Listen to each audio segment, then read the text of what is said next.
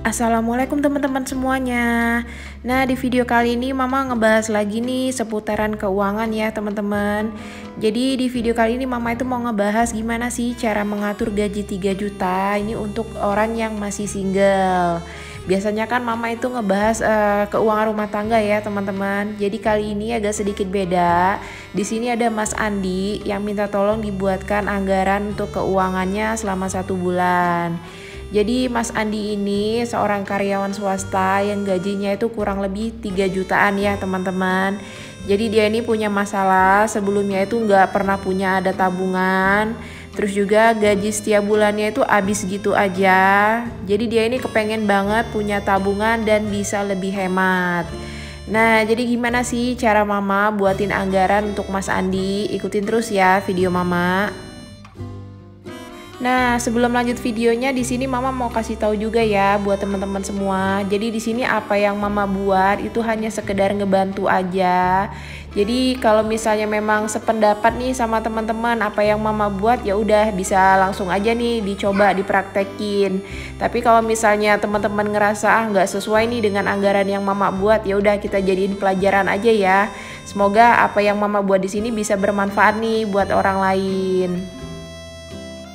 Nah, jadi di sini untuk Mas Andinya itu emang masih single, jadi belum berkeluarga.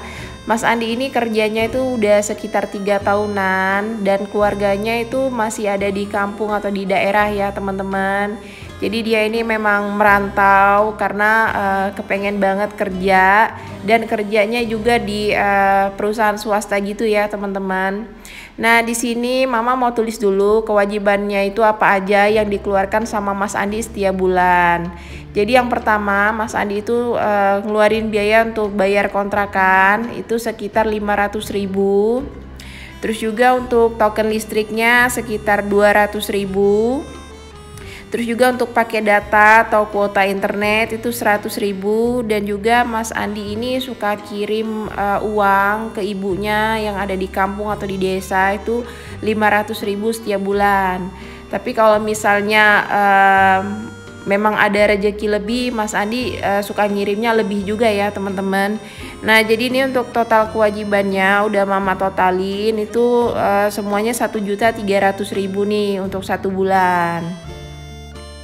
Nah, dikarenakan Mas Andi ini masih single, jadi kemungkinan untuk biaya makan itu setiap hari beli ya teman-teman. Padahal kata Mas Andi di kontrakannya itu ada kompor, terus juga dia ada kulkas. Tapi namanya lelaki single belum menikah itu pasti ada aja nih malesnya. Jadi males mau ke pasar, males mau beli sayur. Jadi mau makan pagi siang malam pasti beli di luar. Nah, makanya di sini Mama mau coba rinciin aja nih biar lebih hemat ya teman-teman. Terus lanjut lagi, Mama mau tulis juga untuk kebutuhannya itu apa aja. Jadi di sini seperti biasa Mama buat aja untuk kebutuhannya itu ada beberapa kategori gitu. Yang pertama belanja bulanan. Di sini Mama budgetin aja nominalnya 150.000. Nah, jadi karena masih sendiri atau masih single, jadi kemungkinan nggak begitu banyak ya untuk beli semacam deterjen ataupun yang lain. Jadi bisa juga dihemat dan sisanya kalau misalnya memang Mas Andi pengen beli cemilan untuk sarapan juga bisa. Terus untuk belanja sayur di sini Mama buat seperti biasa ya. Jadi 100.000 itu untuk 1 minggu, jadi 1 bulan itu 400.000. Terus juga Mas Andi ini punya motor. Nah, untuk bensin motor biasanya Mas Andi nggak lebih dari 200.000 ya teman-teman. Jadi tetap aja Mama buat aja untuk kebutuhan bensinnya itu 200.000. Terus juga untuk galon dan gas Mama budgetin aja 150.000. Jadi untuk total kebutuhannya itu sebesar 900.000 ya dalam 1 bulan. Nah, di sini mungkin teman-teman ada yang bingung ya, kok di pos kebutuhan itu nggak ada pembelian beras.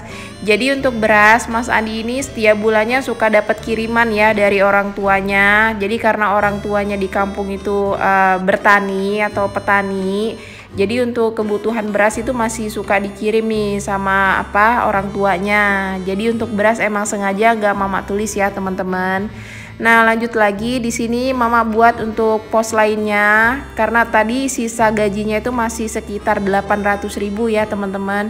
Jadi di sini Mama buat untuk sedekah nominalnya 100.000. Terus juga untuk dana yang ditabung itu 500.000. Nah, untuk dana darurat atau uang jaga-jaga sekitar 200.000. Jadi dari yang sebelumnya Mas Andi itu nggak punya tabungan, sekarang udah ada ya, teman-teman.